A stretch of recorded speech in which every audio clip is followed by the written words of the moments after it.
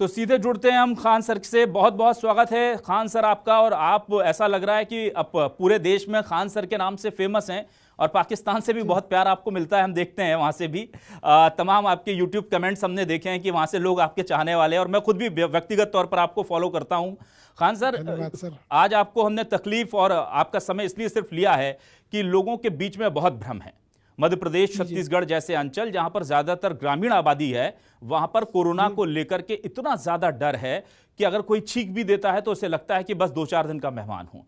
हम ये आपके जरिए अपने दर्शकों तक ये चीज पहुंचाना चाहते हैं कि हमें इससे कितना डरना है, कितनी हमें इससे जागरूकता लेनी है, रखनी है, और कैसे हम इससे पार पा सकते हैं। तो आपके कई वीडियो हैं जो वायरल हो रहे हैं सोशल मीडिया पर। हम बस ये चाहते हैं खान सर कि आप पहले तो एक हाईलाइट बता दें कि दरअसल ये कोरोना किस तरह से हमारे शरीर में असर कर रहा है और ये है क्या, जो आसान शब्दों में लोगों को समझ में आ पाए।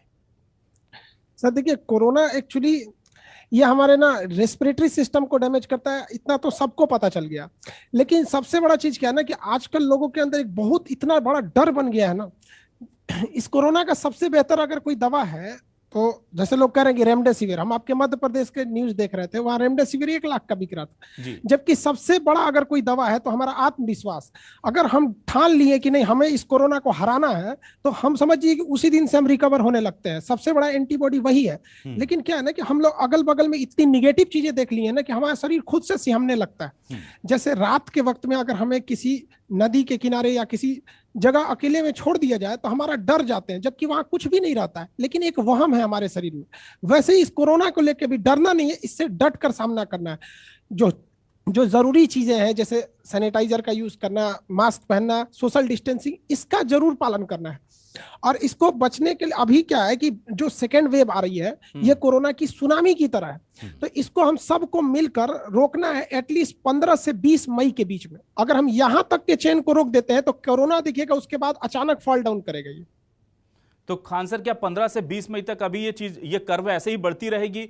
और अगर हाँ सर, बहुत भयानक बढ़ेगी। आपको बता दें, हम सारे देशवासियों को कहते हैं भाई 15 से 20 मई तक बचा के रखिए। वो एक दिन में 6 लाख के ज्यादा का आंकड़ा पार करेगा ये। और बहुत तेजी से डिक्लाइन करेगा। जे कर्व बनाएगा तुरंत गिरेगा। सेकेंड वेव को ऐसे ही देखा गया। अगर आप ऐसे 100 साल पहले स्पेनिश फ्लू को देखेंगे तो वैसा ही हुआ। लेकिन इस बीच अगर हम लोग अपने आप को, सारे देशवासी, अगर हम लोग थोड़ा सा सोशल डिस्टेंसिंग, मास्क, सैनिटाइजर का यूज करते हैं और 15 से 20 मई तक अपने को सिक्योर करते हैं तो ये जो बीच का 15 दिन का समय है ना, इस 15 दिन के समय में सरकार जो है ऑक्सीजन प्लांट लगा देगी, जो जरूरी दवाइयां हैं उन्हें ले आ देगी, एक इकोसिस्टम 15 से 20 दिन में डेवलप कर देगी। लेकिन अगर इसी बीच में हम इन्फेक्टेड हो जाते हैं ना तो हॉस्पिटल में जगह नहीं है, ऑक्सीजन नहीं है, दवाइयां नहीं है, तो फिर क्या है ना कि थोड़ा सा डेथ रेशियो बढ़ जाता है। बिल्कुल खान सर, यहाँ पर सवाल ये है कि जब भी हम बात करते हैं तो आज बंगाल स्ट्रेन आ गया, ब्रिटेन का स्ट्रेन बहुत खतरनाक है, मैक्सिको स्ट्रेन ने दिक्कत कर दी। ये तमाम चीजें क्या हैं? ये स्ट्रेन क्या है और इंडिया में इस वक्त कौन सा स्ट्रेन है जो सबसे ज्यादा एक्टिव है? क्यों इतनी ज्यादा हमारी जो डेथ रेट है वो लगातार बढ़ रही है? सर, स्ट्रेन को आप ऐसे समझिए कि किसी परिवार में मान के चलिए 5 बेटे हैं किसी के, 5 बेटों का स्वभाव एक जैसा नहीं रहता है। तो हमारा अगर उस परिवार से झगड़ा है तो आप देखेंगे 5 बेटों का बिहेव हमसे अलग अलग रहेगा। कुछ हमेशा एग्रेसिव रहेगा, कुछ नॉर्मल बिहेव करेगा, कुछ मुंह से कुछ बोल के चला जाएगा, कुछ सोचेगा डायरेक्ट इसको मार ही डालते हैं। वैसे ही ये कोरोना एक खानदान है, एक फैमिली है बीमारी की, जिसके अलग अलग स्ट्रेन देखे जाते हैं। जो चाइना से आया था SARS-CoV-2 वो उतना खतरनाक नहीं था जितना कि ब्रिटेन वाला जो है, वो जो चाइना से आया था वो जो 7 दिन में जितना हमारी फेफड़ों को नुकसान करता था, ये जो डबल म्यूटेंट आया है वो उसको 2 दिन में कर देता है। इसलिए आप देखे होंगे कि जो बीमार पड़ने वाले हैं वो 2 दिन में दिखते होंगे कि अभी उनको लक्षण पता चला कि अचानक ऑक्सीजन, उनका सांस कम होने लगा, ऑक्सीजन की जरूरत पड़ने लगी। जबकि पहले जो ऑक्सीजन का जरूरत था वो बीमार पड़ने से, इन्फेक्टेड होने से 12वें से 13वें दिन पड़ता था, आज वो 7वें से 8वें दिन पड़ने लग रहा है। तो हम लोगों को जरूरत है कि जब तक गवर्नमेंट इस पर पूरी तरह से प्रिपेयर ना हो जाए, हम खुद को बचा के रखना। और हमारे लिए भी एक बहुत गलत बात है, हमारे मतलब मेडिकल सिस्टम को कहिए कि अभी तक जीनोम सीक्वेंसिंग नहीं की जा सकी है। आज भी आपको बस इतना बताया जा सकता है कि आप कोरोना से इन्फेक्टेड है, ये नहीं बताया जा रहा है कि आप किस स्ट्रेन से इन्फेक्टेड है। तो अब इंसान इक्वली डर रहा है। वो कमजोर कोरोना से भी उतना ही डर रहा है जितना से मजबूत कोरोना से डर रहा है। और अगर हल्के में ले रहा है तो कमजोर वाले को भी हल्के में ले रहा है, मजबूत वाले को भी हल्के में दे रहा है। जबकि चाइना में देखेंगे, जैसे दिसंबर में ये कोरोना वायरस डिटेक्ट हुआ, उन्होंने जनवरी में ही इसका जीनोम सीक्वेंस नेट पर अपलोड कर दिया। इसलिए ये कोरोना की वैक्सीन जो है पूरी दुनिया की सबसे फास्टेस्ट वैक्सीन बन चुकी है। लेकिन अभी हम लोग के पास 1000 सैंपल भी नहीं है नए कोरोना स्ट्रेन के। जबकि अगर हम लोग पहले जैसे ये दिसंबर में ब्राजील का डिटेक्ट हुआ था, जनवरी में साउथ अफ्रीका वाला डिटेक्ट हुआ, फरवरी में यूके वाला हमारे इंडिया में आने लगा, तो हमको उसी समय से सतर्क होने चाहिए था कि जिस तरह से हमारे देश में जनवरी में पहला केस देखा गया 2020 में और अचानक बढ़ने लगा, तो सरकार को भी उसी तरह से कदम उठाना चाहिए था, लेकिन बहुत लेट हो गया इसमें। बिल्कुल खान सर, यहाँ पर एक और सवाल है जो बार बार उठ रहा है और उसको लेकर बहुत गफलत है। हमने देखा डॉक्टर्स भी उसको लेकर के एक मत नहीं है, वो है कब जाकर किस स्तर पर जाकर हमारा ऑक्सीजन सैचुरेशन जब गिरता है वहां पर ऑक्सीजन की जरूरत पड़ती है। किसी को हम देख रहे हैं 93 से नीचे गया, 90 हुआ तो ऑक्सीजन लग जाती है, कोई 70 भी घर में सर्वाइव कर गया। इससे लेकर के बड़ा विरोधाभास है लोगों में, रिसर्च में या बात जो विशेषज्ञ उनकी राय में। देखिए, लोगों को ना सबसे पहले पल्स ऑक्सीमीटर रखना चाहिए। पल्स ऑक्सीमीटर दीजिए तो पल्स ऑक्सीमीटर में क्या है कि हमें अपना पल्स ऑक्सीमीटर से अपना ऑक्सीजन सैचुरेशन लेवल को नाप लेना चाहिए। अब जैसे यहाँ पे हम अपना पल्स ऑक्सीमीटर से अगर हम ये नापते हैं तो अगर हमारा 94 से ऊपर जा रहा है तो 94 से ऊपर का मतलब हम बिल्कुल सही है। अब जैसे मेरा पल्स ऑक्सीमीटर इसमें अगर हम नापते हैं 94 से जाता है तो सही है। अगर 94 से आप 90 के बीच में 90 से ऊपर है तो आप माइल्ड में आते हैं। लेकिन अगर आपका 80 और 90 के बीच में है तो आपको डॉक्टर्स के कंसल्ट में हमेशा रहना चाहिए। जैसे आप देखिए मेरा अभी 99 दिखा रहा है तो हमें कोई दिक्कत नहीं है, हमारा पल्स ऑक्सीजन सैचुरेशन सही है। लेकिन अगर 90 से और 80 के बीच में जा रहा है तो हमें डॉक्टर के कंसल्ट में रहना पड़ेगा और हमें बैकअप में ऑक्सीजन का व्यवस्था करके रखना पड़ेगा कि भाई अब कभी भी डाउन हो सकता है। तो जब वो 80 टच करने लगता है तो हमें ऑक्सीजन पे जाना पड़ता है और 80 से 70 के बीच में हमें एक देख रेख करने वाला चाहिए, वरना उसको ऑक्सीजन निकाल देंगे तो वो हांफने लगेगा उस चीज। बिल्कुल। साथ ही साथ खान सर ये भी देखा गया है कि कोरोना को लेकर के या तो लोग बहुत ज्यादा डरे हैं या अभी भी कई ऐसे लोग हैं जिनकी तस्वीरें हम दिखा रहे हैं कि उन्हें कोई फर्क ही नहीं पड़ रहा, वो लगातार ऐसे घूम रहे हैं जैसे वो अमर हैं। और खास बात यह है कि खुद की जिंदगी के साथ साथ दूसरों के लोगों के साथ जान जो है उससे भी खिलवाड़ कर रहे हैं। ऐसे लोगों के लिए क्या कहेंगे आप? सर देखिए, इसमें हम बता रहे ना कि हम कोरोना दो टाइप का है। एक सच में है जिससे कुछ खास डरने की जरूरत नहीं है और एक ऐसा है जिससे नहीं डरेंगे तो फिर आपको वो पहुंचा देगा कहीं और। तो हम लोग अभी ये फर्क ही नहीं कर पाए हैं कि जो व्यक्ति कोरोना से इन्फेक्टेड है ये चाइना वाला कोरोना से है या साउथ अफ्रीका वाला, ब्राजील वाला, ब्रिटेन वाला। अब जैसे चाइना वाला आया था तो हमारी बॉडी धीरे धीरे उसके प्रति इम्यून हो चुकी थी। इवन जो हम लोगों ने वैक्सीन भी बनाई थी वो भी उसी के प्रति बनाई थी, ज्यादातर ध्यान में रख के। तो लोगों में ये लापरवाही है कि हम मतलब वो ये देख रहे हैं कि वो ठीक हो गया तो हम भी ठीक हो जाएंगे।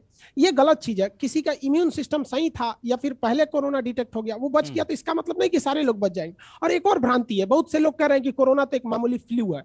तो भाई पूरी दुनिया में लोग इतने मर रहे हैं, जो ऐसा बात बोलता है ना उन्हें कोरोना वार्ड में एक दिन के लिए रख देना चाहिए, फिर समझ में आ जाएगा। बिल्कुल। वैक्सीन को लेकर के भी बहुत सारी चीज़ें हैं जो लोग जिन्हें जानना चाहते हैं।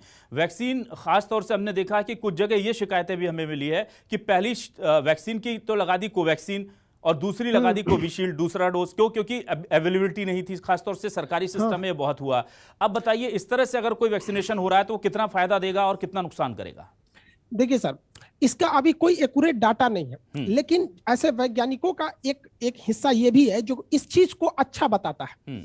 जैसे वैक्सीन क्या है, जैसे मान के चलिए हमें जंगल में छोड़ दिया गया, हमारे पीछे कुछ जानवर लग गए, तो हमारे पैरों में जूते रहने चाहिए ताकि हम भाग सके। अब नंगे पैर भागने से अच्छा है ना कि एक पैर में दूसरा जूता, एक पैर में कोई दूसरा जूता, तो भी हम भाग सकते हैं। ऐसा नहीं कि नहीं भाग सकते हैं।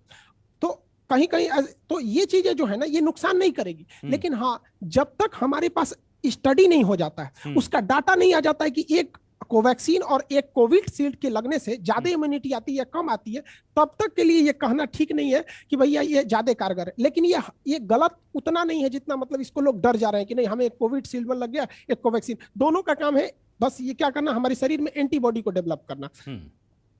बिल्कुल। और ऑक्सीजन को लेकर के बहुत ज्यादा मारामारी है। हम देख रहे हैं कि कई जगह से तो तस्वीरें हमने दिखाई कि अच्छे भले घर के लोग ऑक्सीजन को चुराकर अस्पताल के सामने से ले जा रहे हैं, रास्ते में लूट ली गई ऑक्सीजन। तो क्या इसके लिए क्या तैयारी करें, घर में क्या इसकी कोई व्यवस्था हो सकती है? देखिए, घर में करने के लिए लोगों को कहते हैं कि आप जो ऑक्सीजन सिलेंडर चुरा के ले जा रहे हैं, ये ऑक्सीजन सिलेंडर कितना दिन काम है? 2 से 3 घंटा रोक लेगा आपको। मतलब 2 से 3 घंटा आप जो ऑक्सीजन चुरा के रख ले रहे हैं, इससे आपका मरीज ठीक हो जाएगा। उससे चुराने से बेहतर है कि आप 3-4 वैकल्पिक लोगों से कांटेक्ट में रखिए जो डीलर है ऑक्सीजन के।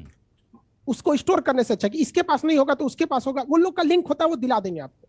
एक ये कर सकते हैं। दूसरी बात कि अगर आपका ऑक्सीजन लेवल अचानक से नीचे नहीं गिर जाता, ऐसा नहीं कि अचानक 60 हो गया, तो जैसे मान के चलिए किसी का 90 है तो उसका 85 आएगा, तो उस समय वो प्रोन पोजीशन पे सो सकता है, मतलब उल्टा लेट जाए और सीने के नीचे तकिया लगा ले। तो हमारे जो फेफड़े होते हैं ना, इसके 30% ऐसे जो टिश्यू होते हैं वो हमेशा रेस्ट पोजीशन पे रहते हैं, वो इमरजेंसी के लिए बनाए रहते हैं। तो जब हम उन्हें तकिया से दबाते हैं, आप देखते होंगे किसी का एक्सीडेंट हो जाता होगा तो वगैरह इससे सलाह जाता है, तो उसमें क्या आता है कि वो एक्स्ट्रा ऑक्सीजन जनरेट करने लगते हैं। तो हम लोग 4-5% वहां से इंक्रीज कर सकते हैं जो चुरा के कर रहे हैं। तो ये गलत बात है। और रही बात, हम सारे आपको बताते हैं, हम लोग के यहाँ गांव में क्या होता था ना, कभी कभी बारात आती थी तो खाना, शादी में खाने घट जाते थे, तो खाना बनाने कैसे, तो बुजुर्ग लोग क्या करते थे ना, कोई प्रोग्राम कर देते थे कि भाई तुम शास्त्र सुनाओ, हम भी शास्त्र सुनाते हैं, तुम कुछ श्लोक सुनाओ, हम कुछ श्लोक सुनाते हैं, लड़की वाला लड़का वाला। लोग इसी में बिजी हो जाते थे। उधर बावर्ची को कहते थे तुम तेजी से खाना बनाओ, 1 घंटा इसमें लग जाता था। तो बुजुर्ग लोग आते थे, अरे भैया मेहमान है, पहले खाना खा लीजिए। तो उन्हें एहसास भी नहीं होता था कि खाना घट गया, उनका खाना मिल भी जाता था। तो लोगों को भी हम यही कहते हैं कि 15 मई तक आप अपने आप को बर्दाश्त कर लीजिए। 15 मई तक गवर्नमेंट का जो ऑक्सीजन का जो इकोसिस्टम, जो चेन बन रहा है, किसी को प्रॉब्लम नहीं आएगा ऑक्सीजन का 15 मई के बाद। लेकिन क्या है कि अभी सारे लोग भिड़ जाएंगे तो ये जो ऑक्सीजन प्लांट बन रहा है ये भी तब कम पड़ जाएगा। बिल्कुल जागरूक रहने की बहुत जरूरत है। खान सर, बच्चों को लेकर के सबसे ज्यादा अगर चिंता किसी परिवार में होती है तो बच्चों को लेकर होती है, बुजुर्ग और बच्चों को। बुजुर्गों पर बहुत असर हो रहा हम देख रहे हैं। बच्चों को लेकर ये कहा जा रहा है कि बहुत ज्यादा फेटल उनके लिए नहीं है, बहुत ही रेयर केसेस हैं और बच्चे बहुत खुद से रिकवर कर रहे हैं।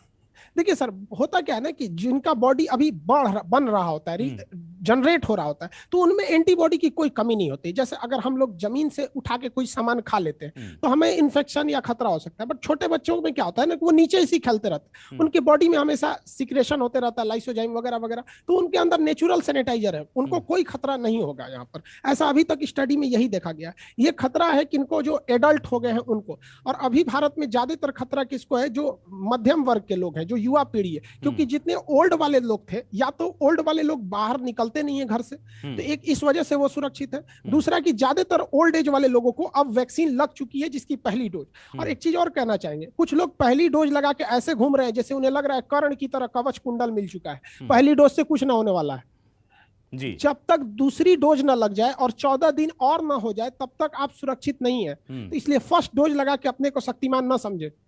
बिल्कुल। और इसके अलावा हम ये जानना चाह रहे थे, बहुत सारा कंफ्यूजन खान सर हम जब भी देखते हैं तो ये होता है कि किस तरह से असर करता है। कोई कहता है कि 30% लंग्स जो पहले 3 दिन में खराब कर देता है, कोई बताता है कि 50% लंग्स खराब हो जाते हैं, कोई कहता है कि ये ठीक भी हो जाए तो भी लंग्स तो गए आपके, कुछ कहते हैं नहीं रिकवरी हो जाती है। तो इसको लेकर क्या जानकारी है, साइंस क्या कहती है? देखिए सर, अगर किसी बिल्डिंग को तोड़ दिया है तो कितना भी प्लास्टर करेंगे कुछ तो दिखेगा ना, तो पता चलेगा। तो हमारे फेफड़ों पर उसका कुछ इंपैक्ट लॉन्ग टाइम पड़ जाता है, लेकिन ऐसा नहीं कि बहुत ज्यादा ऐसा घबराने की बात है। कोरोना से आप रिकवर हो गए, धीरे धीरे वो रिकवर हो जाएगा। हमारी बॉडी किसी चीज को रिकवर कर लेती है, लेकिन उसमें क्या है कि लंग्स बहुत सेंसिटिव पार्ट है, उसको रिकवर होने में 3 से 4 साल लग जाते हैं। और जो ये लोग कह रहे हैं कि कभी भी ठीक नहीं होगा, तो भैया कोरोना को आए कितना दिन हुआ ही, आपकी स्टडी कितने दिनों की है? ये जो कोविड-19 है, इसकी तो आपके पास मोटा मोटी 2 साल की भी स्टडी अच्छे से नहीं है आपके पास। तो आप कैसे कह सकते हैं कि जिंदगी भर आपको बर्बाद करेगा? ये तो वही बात होगी ना, हवा में तीर मार दिए। किसी के पास डाटा नहीं है तो कोई समझेगा हाँ भाई खराब ही हो जाएगा। दूसरी बात कि कितना हमको कितना ज्यादा डैमेज करेगा, ये 2 चीजों पे डिपेंड करता है। पहला कि हम कितना जल्दी अपना ट्रीटमेंट चालू कर दिए, दूसरा कि हमारा इम्यून सिस्टम कितना अच्छा है। हम तो ऐसे लोगों को भी जानते हैं जिन्हें कोरोना हुआ, उन्हें पता भी नहीं चला, आइसोलेशन को में भी नहीं रहे, ऐसे घूमते रहे, 10 आदमी को कोरोना दिए और खुद ठीक हो गए, और जिनको ये दिए थे वो बेचारा डेथ कर गया। तो ये डिपेंड करता है कि हमारा इम्यून सिस्टम कैसा है। तो इसमें हमारी आयुर्वेदिक चीजें काम कर रही हैं। ये देखा गया है कि जो शाकाहारी भोजन ले रहे हैं लोग, उनमें फाइबर की चीजें ज्यादा होती है, रेशा जैसे विटामिन सी हो गया, नारियल का पानी हो गया, संतरा हो गया, ये सब चीजें होंगी, इसलिए इम्यून सिस्टम को बढ़ाती हैं। ठीक है खान सर, आप कुछ समझाना चाह रहे हैं हमारे दर्शकों को बोर्ड पर बेहतर तरीके से, आसान तरीके से, जरा वो चीजें हमारे दर्शकों को बता दें ताकि वो जो डर है उनके मन से वो निकल जाए।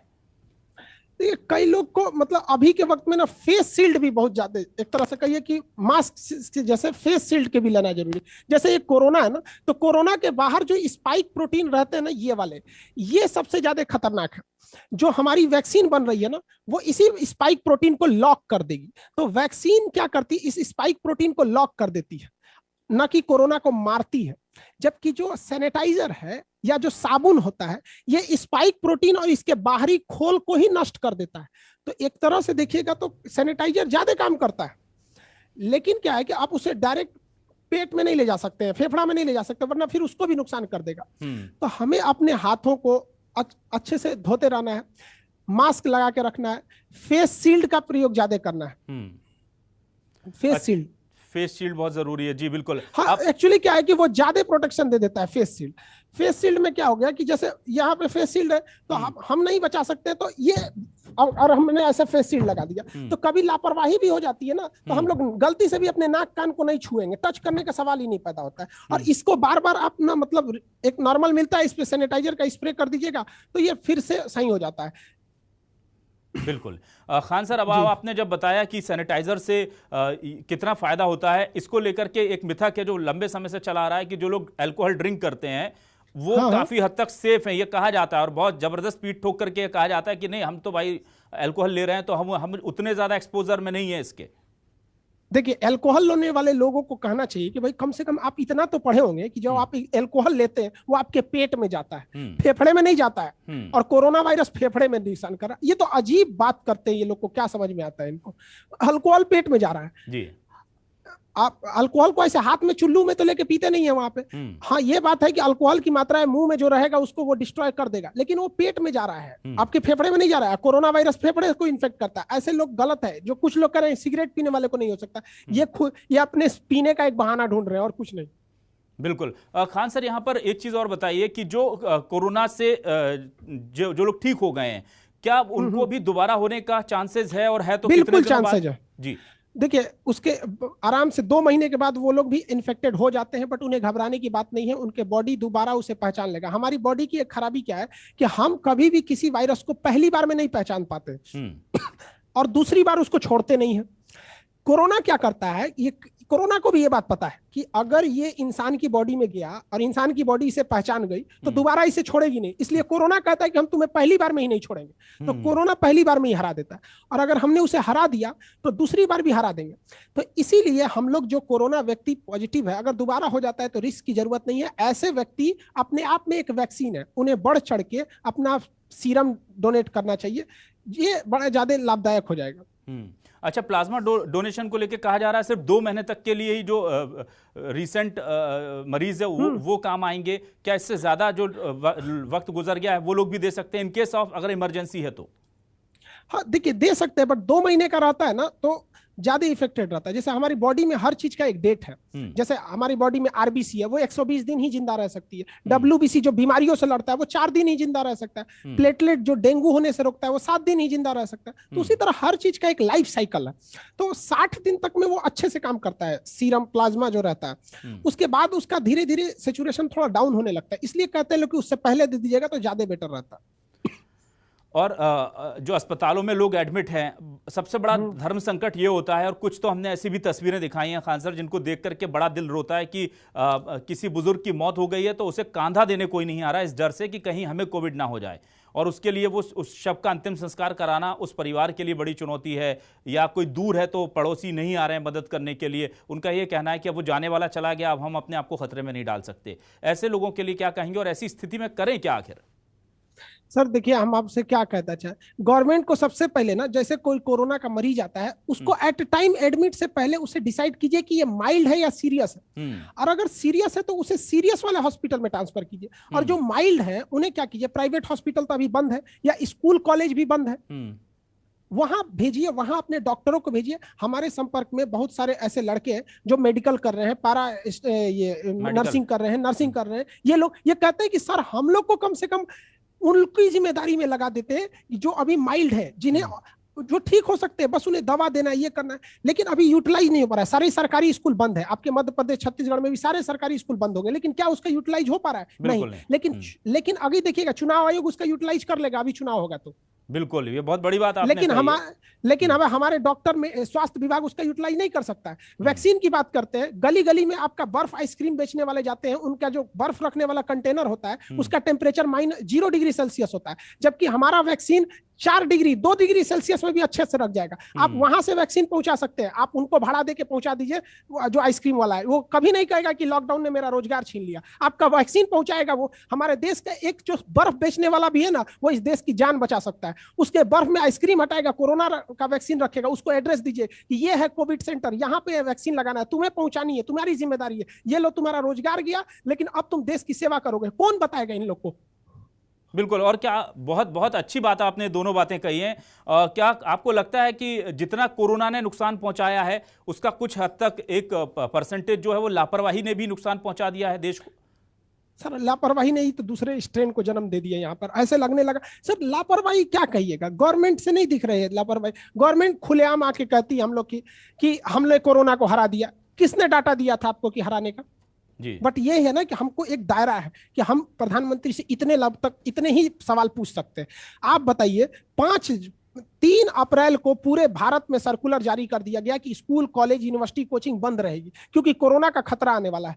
क्या ये चीजें बाकी सरकारी चीजों पर दिखाई गई थी? रैलियों पे लागू हुई थी? भाषणों पे लागू हुई थी? किसी पे नहीं लागू हुई थी। मतलब स्वास्थ्य विभाग को अंदाजा पहले हो गया कोरोना का, और चुनाव आयोग को अभी तक नहीं हो रहा है। वो तो मद्रास हाईकोर्ट को बहुत बहुत धन्यवाद जो उन्होंने ऐसा कहा कि इलेक्शन कमीशन पे हत्या का मुकदमा होना चाहिए। बिल्कुल, ये वाकई में बहुत बड़ी चीज़ है। हमारे यहाँ मध्य प्रदेश में भी एक दमोह उपचुनाव हुआ जिसमें हजारों लोगों की भीड़ रहती थी और उस दौरान तमाम हमारे राजनेता वहाँ लगे रह गए, और यहाँ कोरोना ने इतना विकराल रूप धारण कर लिया है कि अब शमशान में चिता जलाने के लिए लकड़ी नहीं है और कब्रिस्तान में जेसीबी से कब्रें खुद रही हैं।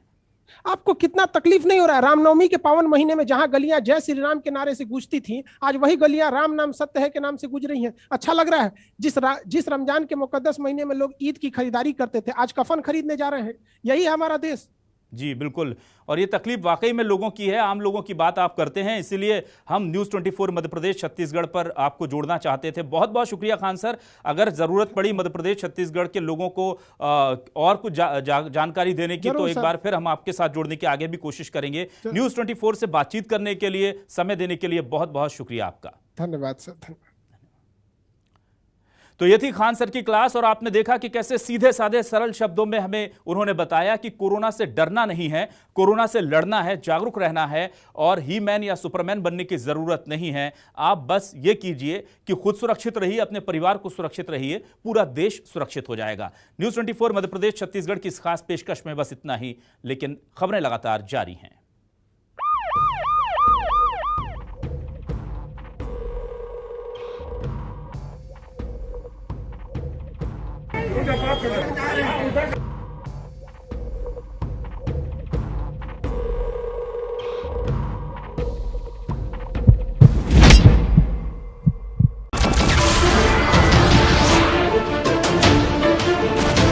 नमस्कार, मैं हूं मानक गुप्ता।